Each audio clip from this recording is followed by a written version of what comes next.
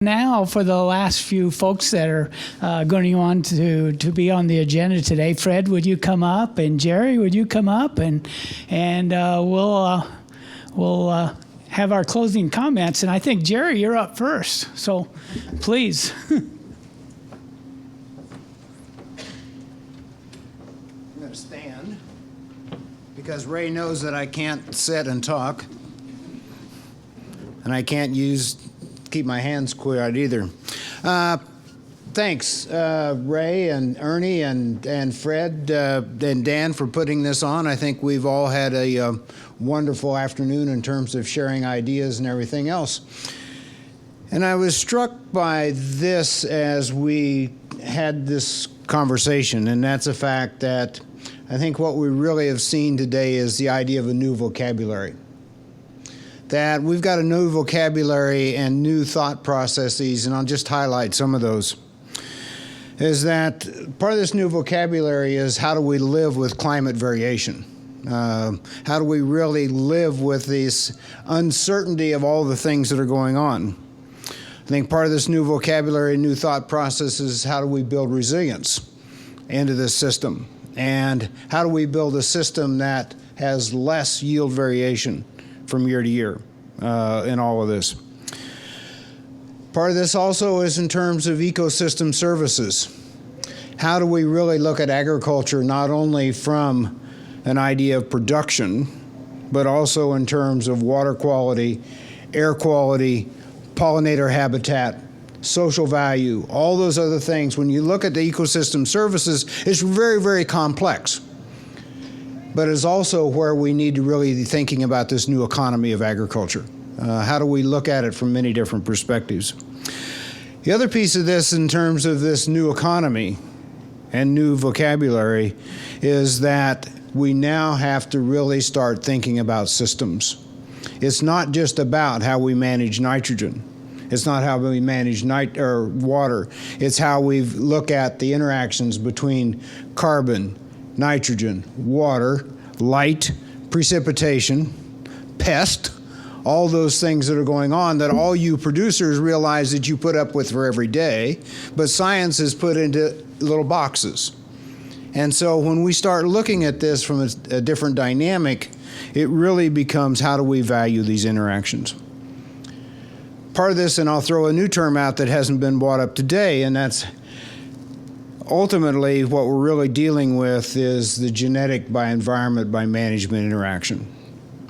And think about it from this perspective is management is what you producers oversee because the environment, this climate is what you're trying to overcome because genetics is what you're trying to optimize. And that becomes a really, really interesting puzzle when we have to start thinking about it. But also within that M is the sociology of what's it take to make management changes. And as the panelists we just heard from, sometimes there's relatives that are part of that sociology. Sometimes there's economy that's part of that sociology. Somehow it's tradition that's part of that sociology. So we're going to have to look at this whole world differently. But here is where our status quo is. The status quo is that we are slowly degrading our soil resources. If we look at where we're at today on a national basis, statewide basis, county basis, is that my contention is that we're still degrading our soil resources. We have pockets in which we've improved them, but on the whole, I think we're still losing ground, no pun intended, in terms of our ability to build a climate resilient system. Our yields are becoming more variable. We've done a lot of analysis of yield gaps and all of this, and we really have not closed that yield gap between where we're at today and our genetic potential. In fact, it's getting just a little bit bigger in a lot of cases. So we need to really look at how we begin to affect our system to be able to do this. And so there's two big challenges in this. First challenge is that relative to this climate variation is water management is going to become our number one issue. How do we keep water where it's supposed to be? How do we put water through that plant? How do we keep water out of that stream and all of this? And the next challenge is related to water, but in a little different perspective, is that we have a rapidly narrowing capability of workable field days in the spring and workable field days in the fall. And we never really calculated workable field days in the fall, but we're going to have to come back and do that. We see also workable field days in the spring from the 70s to the 90s actually dropped about 6 days in a 6-week period in April through mid-May.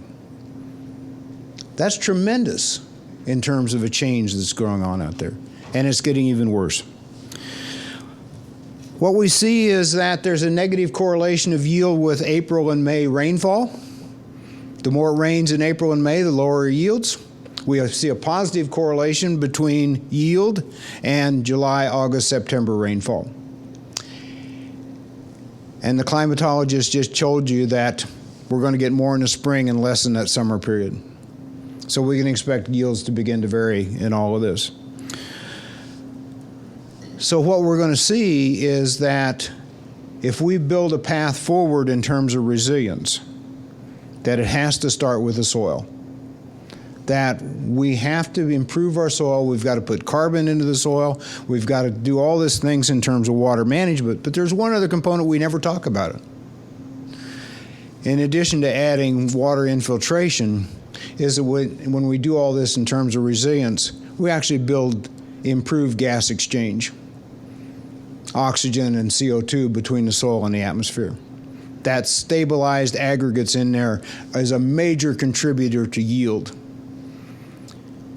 So really we have to think differently in this overall system and how things are interacting in all of this. I'm just going to give you a real-life example because I've been working with Wayne for the past year on analyzing 17 years of data over 10 fields, and I have all the yield monitor data, and we've been slicing and dicing that in many different ways. And what we've seen in his practices in that northern part of Iowa where these things aren't supposed to work is that we have improved his yields. He's decreased his yield variation across all those years. He's improved his organic matter and all of this. He's made his system more resilient and more water use efficient because he's gotten a little bit more rainfall and all this climate change, but the rainfall hasn't increased as much as his yields have increased. So his system has become more water use efficient. It's become more resilient because he's not getting that stress because of lack of oxygen early in the spring. So he's seeing all these different things that contribute positively to this. So here's the challenges I'm going to leave you with, is we have to enhance our soil. The path to enhancing it is going to be relatively complex. It's complex from the standpoint of saying, how do we incentivize producers to realize that it's in their best interest to improve our soils? Does it take an economic aspect? Is it sort of a reward thing? Is it a regulatory thing? I think the path to building resilience relative to the soil is going to be challenging for us. We know what we have to get done. It's how do we begin to implement it as part of that process. We know, and we heard from Emily, that perennials are part of this potential solution. Extended rotations are part of this solution. We know that we can reduce our tillage. We can put cover crops in that. We can add livestock to that system. So what is this new era of management practices that we can put together that are a positive benefit to the soil as well as all the ecosystem that's out there? I think we're going to have to look at aspects like Bill talked about where we do on-farm work so that we move away from really small plots to really looking at what happens on a field or landscape scale so that it becomes more rapidly transferable to a producer. So it really gets to the point of being able to say, here's in confidence where we can apply this. What does it mean for production? What does it mean for the environment in a sense in which we can really begin to look at this? We often get accused in terms of the climate aspect of being doom and gloom. But in reality, there's part of that doom piece because we don't understand all this variation that's going on there. But the opportunities exist in terms of building a new agricultural system, in terms of being able to capture value in ways that we hadn't thought about how we had value before. Value in terms of improved efficiency of production, improved capacity in terms of what we produce. Because here's the sobering statistic, is that from now until 2050, if we look at the increasing population, is that we're going to lose about 250 million acres out of production, just because we're going to have more people on the globe that take cities, roads, and all the other infrastructure. Those 10 billion people still want to eat, and therefore we're going to have to produce more per unit of land. So here becomes our opportunity of how do we produce that much more food on a diminishing soil resource and do all the things that we want to do. And there becomes our challenge, but also becomes a great opportunity to do that. So with that, thank you.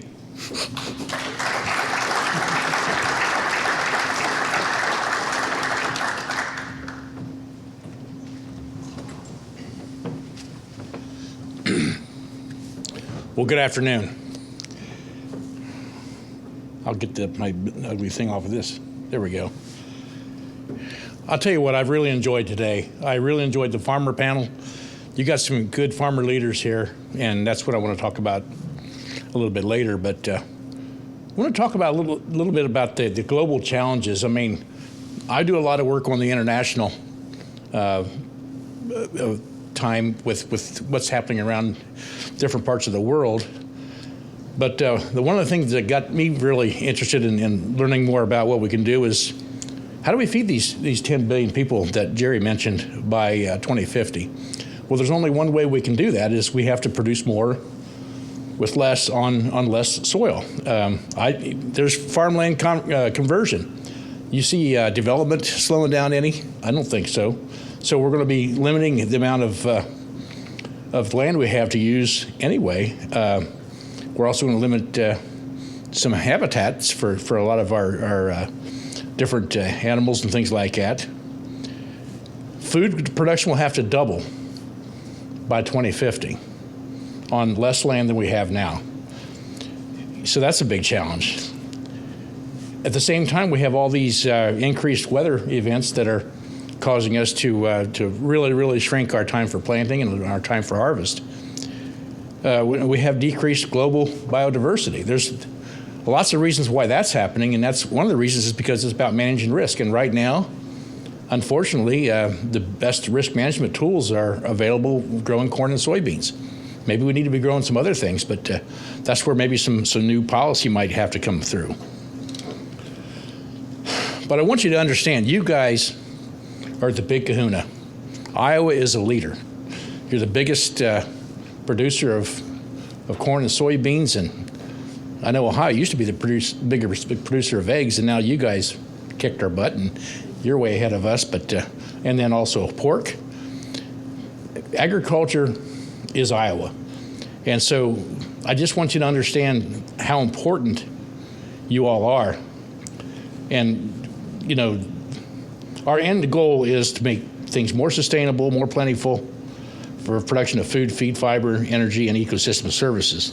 And it has to begin here. Iowa's not alone. There's other states that have tried to start this process, to find new ways to do it. We just finished a project in Ohio called Ohio Smart Agriculture, Solutions from the Land. We got a program going in Florida.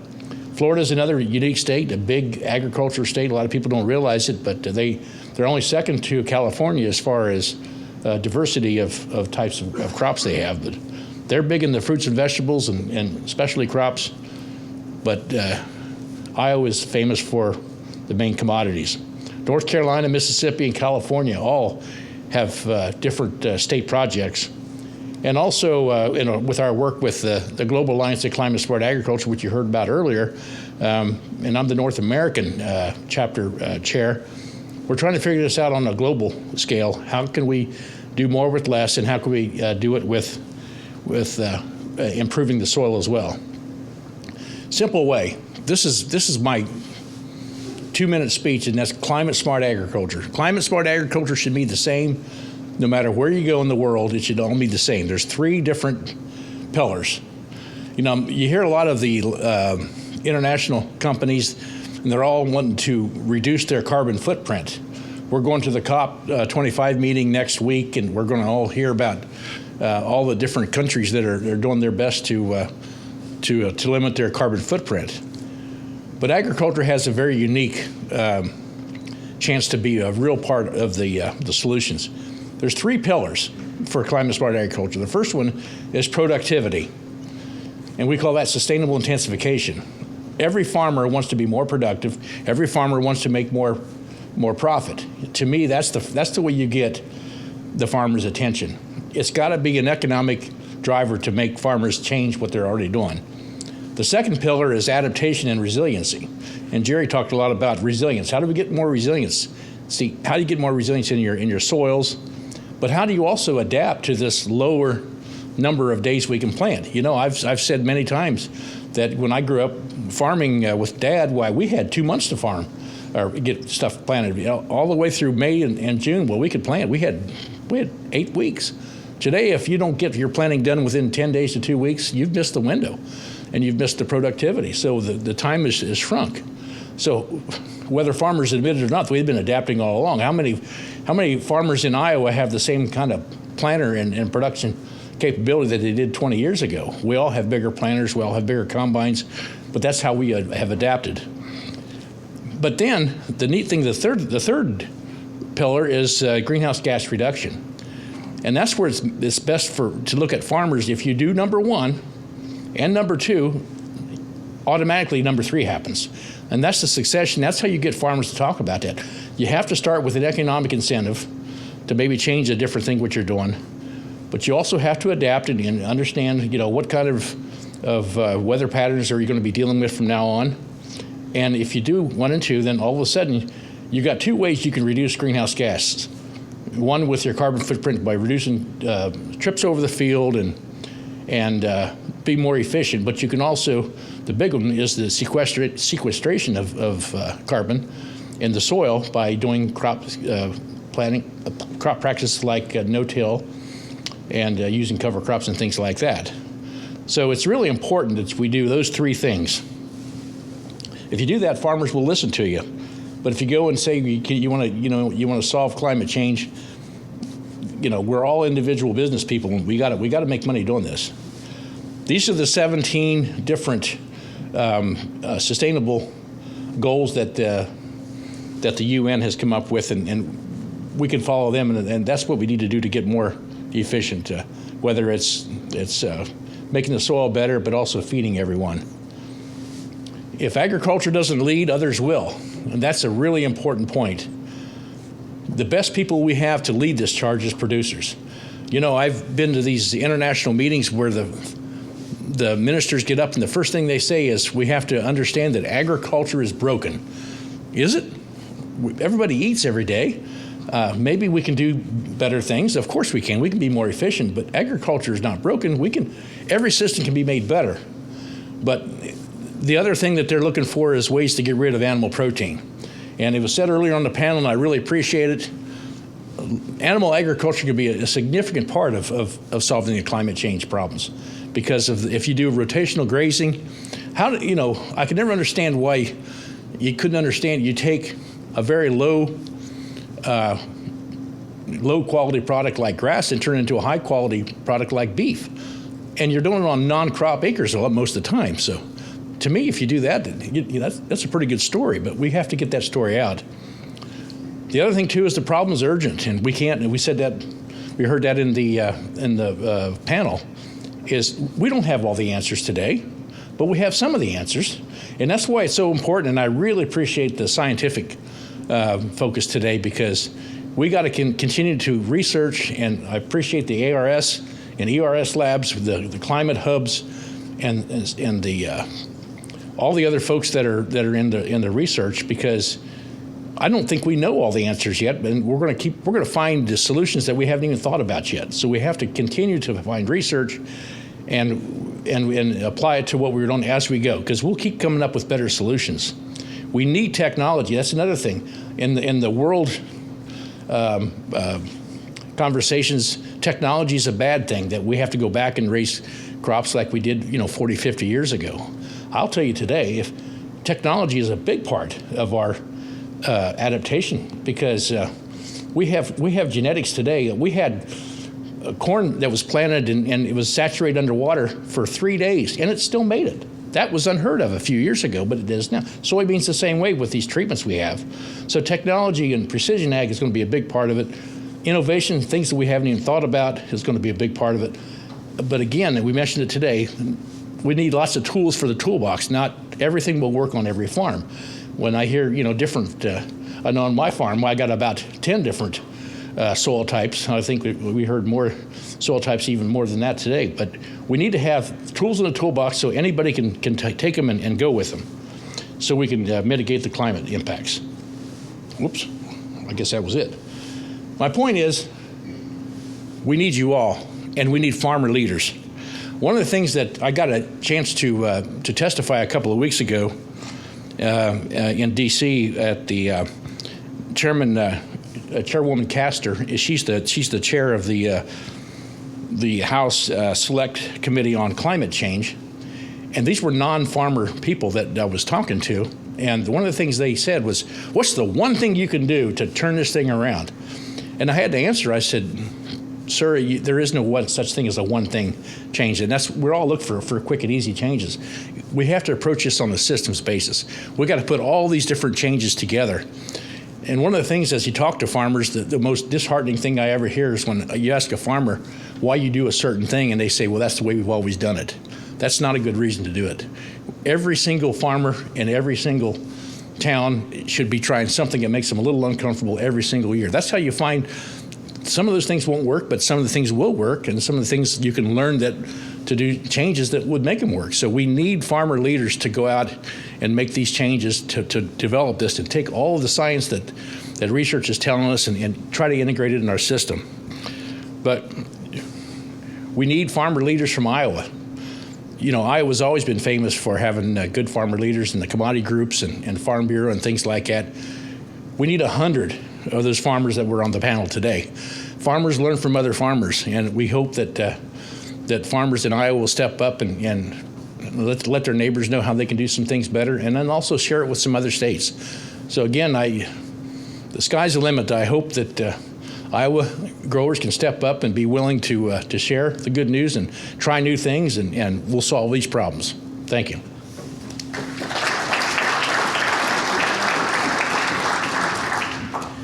Thank you, Fred. So some of my friends from Ohio say, well, Ohio has an I in it just like Iowa does. We're always talking about the I states doing this and that. Ohio has an I in it too, So anyway, so what did I hear today? I heard a lot of things about perseverance and adaptation and caring for what we do. But I heard that passion, from our panelists that were here, about agriculture and caring for the land and passing it on to those next generations in better condition than it was when they took over. And that's what we're about. That's what I'm about. I'd really like to, there's a lot of you here that have been mentors for me and encouraged me to be a little more forceful in sharing my beliefs about agriculture and why we do what we do here. Neil Hamilton's here. He's a neighbor, grew up a mile north of us, just retired. Professor of Ag Law at Drake University, helped him with a lot of programs, and he helped me, digest, what I believed in and what I stood for, and I believe you all are here because you're passionate about what's going on, you're passionate about agriculture, and you want to make a difference in the world, and that's what we're here about, is to make a difference so our next generations have the same, ability to produce and grow and feed people that we did before. So, smart agriculture to me is using practices that build soil health, protect the soil, clean up the water, and are profitable. And we heard all those things today, and we need to move forward. And the model, you know, that I think our message has always been is that when we work together, we all benefit. And I hope you leave with that idea, because many of us, you know, are involved with similar programs that are going on here. We talk about water quality and the soil health partnership from corn, you know, and all the practices that Iowa State University and Extension encourages. And we shouldn't be in silos. We need to talk with each other. We need to have a concerted effort if we're really going to accomplish what we ought to accomplish for ourselves and for our state. And that's the reason we're here. And that's the reason we held this forum. And I hope you stay involved with us. Dean Roberson, you know, we're a partnership here. And, you know, when we started meeting with you back in late July, I think, you know, you were all in on this, and we were really happy for that. You know, it's a great partnership, and you brought a lot to this meeting, and thank you for that. And thanks. And if you have anything to say, I'm glad to share that with you now. And if anything went wrong, I'd share that with you too. But Ernie and Kendall was part of our original team, you know, and, you know, without you, you know, you started out the first meeting at our place, and thank you. You really brought Iowa State and University along with us, and you brought a great team here today. So thank you, Kendall. Secretary Nag, I don't know if he's gone here now, but, you know, we need the Department of Agriculture. We need all the help we can get, and we need the legislators. We talk about enabling policy. You know, the water falls on all of us. The rain falls on all of us, and we all have a role to play, and we all have a responsibility. So let's go forward and stay in contact and share us with your ideas. You know, if you have anything that got missed today, or you have some ideas, please contact us. We're really want to make things happen. It's time, and time is important, right? Thank you.